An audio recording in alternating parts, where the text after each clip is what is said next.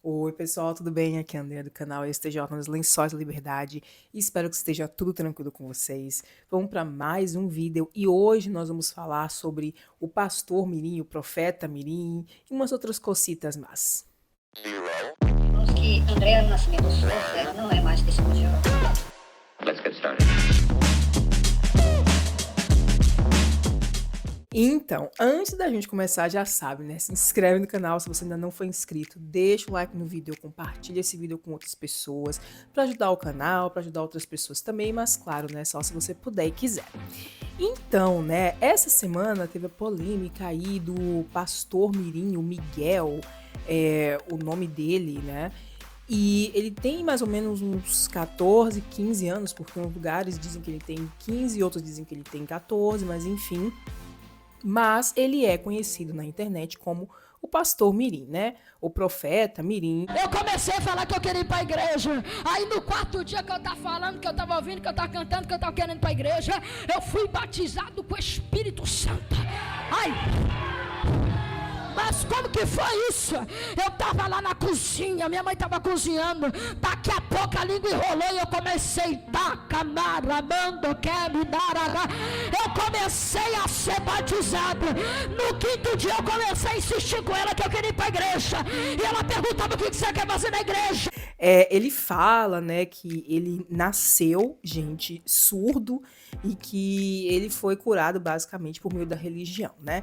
Tem um outro vídeo dele por aí também circulando que ele supostamente tinha curado, ele curava uma mulher do câncer, ou ele dizia, sei lá, umas coisas assim, gente, esse tipo de situação que acontece, né, em alguns segmentos aí. Do segmento evangélico, né? Ele é da igreja Deus é Amor. E Deus é Amor, gente? Não, é Assembleia de Deus, perdão. Ele é da Assembleia de Deus. E, né, lá existem essas questões aí de cura, etc, etc. E eu achei interessante porque, né, depois de tudo isso, o Miguel foi proibido pelo Conselho Tutelar, né, de continuar pregando na internet. Ele ainda pode continuar pregando na igreja, mas ele não pode mais pregar na internet. Só que todo esse caso, né, do Miguel, essa repercussão, primeiro que não é a primeira vez que aparecem pastores mirins, né, ou pastores jovens na internet. E também você lembra que Jesus falou bem assim? Eis que eu estou no Pai, o Pai de mim e eu em vós. Se lembrou, querida, que a Bíblia nos relata desta maneira? E, né, que não sei se vocês lembram dela, que ela tinha um vídeo também falando bruxaria, não sei o que, tem, entendeu? E é engraçado, né? A gente ri, mas a coisa não é tão engraçada assim quando a gente para pra pensar sobre por que a gente tem crianças fazendo esse tipo de coisa. Porque, gente, isso não é muito diferente de depoimentos que eu já escutei, né, dentro da organização das Testemunhas de Jeová. Por isso que eu sempre digo, tem gente que fala que as Testemunhas de Jeová não são cristãos, não sei o que. Sim, gente, eles são cristãos, tá? Pode ser um outro tipo de cristianismo, mas eles são cristãos. Tanto é assim que muitas coisas que acontecem em outras seitas cristãs ou outros grupos de autocontrole cristãos são muito parecidos, né, com as coisas que acontecem nas Testemunhas de Jeová. Mas eu vi esse depoimento dessa menina. Batizar, eu já tinha o desejo de ser pioneira regular. E quando eu me batizei, abriu portas. De início, fiquei de pioneira auxiliar em meses especiais. Depois consegui ficar de pioneira auxiliar por tempo indeterminado. E agora completou 4 meses que estou de pioneira regular. E nesses 4 meses eu pude comprovar o que diz lá em Provérbios 10:22, que lá diz a bênção de Jeová que enriquece. Me sinto mais próxima de Jeová, mais próxima dos irmãos da minha congregação. Consegui abrir estudos bíblicos e procurar oportunidades de pregar para os meus professores e colegas. E hoje estou muito feliz de ver a minha irmã na fila dos batizantes.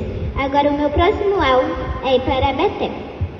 Excelente, que alegria certamente a irmã está tendo.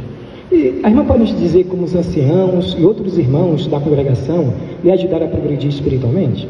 Eu tive muitas ajudas. Eu me lembro lembro na visita do superintendente que ele me perguntou se eu era pioneira.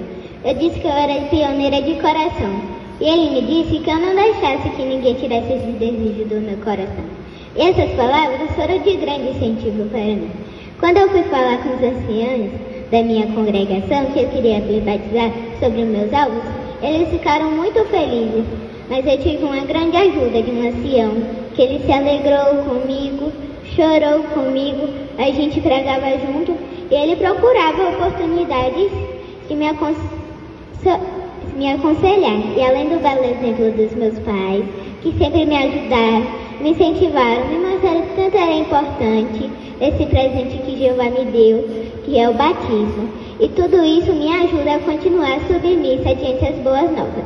E é uma menina que a gente vê que, né, muito jovem já falou de batismo, já falou de ser pioneira. E tudo isso porque os pais simplesmente doutrinam essa criança, tá? Esse é o termo que eu vou usar e é sobre isso que eu vou falar mais aqui nesse vídeo, sobre doutrinação religiosa. Por quê? Isso é uma coisa que eu já até falei em alguns outros vídeos, mas eu vou trazer alguns outros pontos aqui sobre essa questão. Ai, nossa, mas eu sou cristão e eu quero ensinar para o meu filho, né, a minha religião. Quando a gente fala sobre o problema da doutrinação religiosa, a gente não está falando sobre você ensinar a sua religião ou aquilo que você acredita para os seus filhos, tá? Não é sobre isso. A doutrinação religiosa, ela vai muito mais além. Então, aqui nós temos esse link, Springer Nature, e eles colocam aqui várias referências no que diz respeito à questão da doutrinação religiosa, tá? Eles têm aqui essa definição. Isso se refere à influência das crenças religiosas ou ideologia que é incutida numa pessoa por meio de autoridade, pressão ou outro tipo de influência que pode impactar a pessoa ou a forma como a pessoa se comporta, seu estado mental, emocional. Então, a doutrinação religiosa é a comunicação dos valores, né, ou crenças religiosas através de meios de poder e autoridade para, né, direcionados a uma pessoa que não pode, né, examinar evidências críticas com respeito, né, ou contra aquelas crenças. Então existe também uma controvérsia entre acadêmicos se existe realmente se há a possibilidade de se ensinar a religião para as crianças, né, sem que haja realmente uma doutrinação. E alguns dizem que, de todas as formas, existe ainda um consenso de que quando essa crença ela é ensinada de uma forma diferente, né, quando existe ali uma outra forma de ensinar, ou seja, existe uma variação no método de ensino, e isso vai ter também um impacto no indivíduo que recebe, né? Como a gente pode ver nessa definição, né, a gente tem aí o quê? A questão de você não poder questionar, você ensinar uma coisa para uma pessoa sem poder questionar. Isso é o que vai caracterizar justamente a doutrinação. E a gente vê isso, pessoal, em todos os segmentos da própria religião, do cristianismo, né? Porque a gente vê a questão de que nós todos somos pecadores, começamos por aí. Então você já coloca na cabeça de uma criança que ela nasceu pecadora e que ela precisa do sacrifício de Jesus Cristo para poder, né, entendeu? Se libertar. Sem Jesus, meu querido, você já sabe, né? Vai pagar, quem pecar vai morrer. Então começa por aí. Quando você é uma criança, porque a doutrinação religiosa, né, ela não acontece só com crianças, tá? A gente pode acontecer em qualquer momento da sua vida, tanto que a gente tem adultos que entram em seitas religiosas, né? Em outras seitas também. Mas, enfim, a gente pega mais a questão da criança porque a criança, gente, ela está mais maleável, né? A criança, ela está se formando, então tudo que os pais colocarem para elas ali vai ficar na cabeça dessa criança, né? Vai moldar o caráter dessa criança. Então, esse outro artigo aqui fala sobre a questão do clero e a coerção religiosa na psicologia e o impacto que isso tem nas vítimas de abuso sexual, né, ali por parte do clero. Então, esse aqui é mais específico para a Igreja Católica, mas alguns dos pontos, pessoal, ainda são relevantes aí para qualquer outro tipo de religião, tá? Ou seita, né, no caso. Mas, enfim, aí fala aqui que a coerção religiosa é uma forma única de ameaça que consiste em colocar as experiências dos membros, né, da Igreja Católica, como eu falei, esse aqui é mais específico, como resultado de doutrinação e treino. Medo, admiração e respeito pelo clero vão impactar, né, a forma como essa pessoa vê, como ela encara a coerção, né, porque existe aí uma estrutura de respeito. Então, esse fenômeno pode realmente impedir que a pessoa consiga perceber e avaliar que uma pessoa do clero, né, uma pessoa do nível mais alto da organização está cometendo um abuso contra ela, né? E isso aí também, eles colocam aqui, também é um tipo de coisa que pode impactar a questão emocional e até mesmo espiritual, né? O desenvolvimento emocional e espiritual dessa pessoa. E algumas pessoas eles ainda colocam aqui, né, que o medo internalizado da religião, né, deixa a pessoa psicologicamente confusa sobre a capacidade de entender, né, que ela realmente passou por um trauma, no caso aqui mais específico de abuso sexual, né? Mas existem outras formas também de fazer coerção com a pessoa, de manipulação. Por exemplo, no caso da Testemunha de Jeová, né, eles têm muito a manipulação muito sutil, sabe? Aquela manipulação que não te diz assim diretamente as coisas, sabe? Mas te manipula, faz chantagem emocional. Ó, a capa mágica do Spylock. Pedro, que brinquedo é esse? É o Spylock, o guerreiro mágico. Quem são esses? É Adão e Eva. Isso! Eles obedeceram Jeová? Não, eles não obedeceram. E Jeová ficou tão triste. E se você desobedecer a Jeová e brincar com coisas que ele não gosta, acha que ele vai ficar contente ou triste? Triste. Você quer que ele fique triste? Não. Não quero que Jeová fique triste comigo. Eu também não quero que Jeová fique triste com você. Você não quer ser amigo de Jeová? Que pena, né? Então você também não pode ser meu amigo. Isso, né, são coisas que eu já escutei, outros ex-testemunhos de Jeová também já escutaram. Então, é uma forma mais sutil, mas isso também é coerção. Então você imagina, você cresce, como eu falei, já com essa ideia de pecado, de que você tem que ir para a igreja, de que você tem que servir a Deus. Porque se você não fizer isso, vai pagar, quem pecar vai morrer. Então, eu fico pensando, pessoal, sobre essa questão, porque eu cresci de uma forma de religião, né, de uma seita, na verdade. Então eu fui bastante doutrinada, então eu sei bem o que é isso, o que essas coisas fazem com a cabeça de uma criança. E aí a gente vê crianças fazendo todo tipo de coisa, desde ser uma pioneira nas Testemunhas de Jeová, né, que tem que dedicar horas, gente, pioneiro lá dentro uma pessoa que vai pregar, né, de porta em porta, ou dirigir estudos. Dirigir estudo é quando eles vão na casa já da pessoa, né? A pessoa concordou em estudar a Bíblia com eles, enfim. Então ela tem que relatar todas essas horas, é uma quantidade muito grande, eu não sei quanto é agora, se são 50 por mês, uma coisa assim, mas de todas as formas é muita coisa para uma criança, gente. Qual criança que quer estar fazendo isso, né? Mas enfim.